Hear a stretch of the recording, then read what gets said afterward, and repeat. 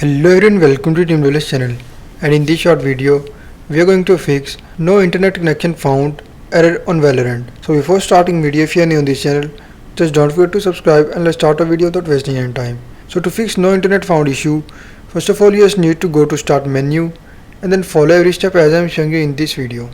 Hope so this will fix your issue.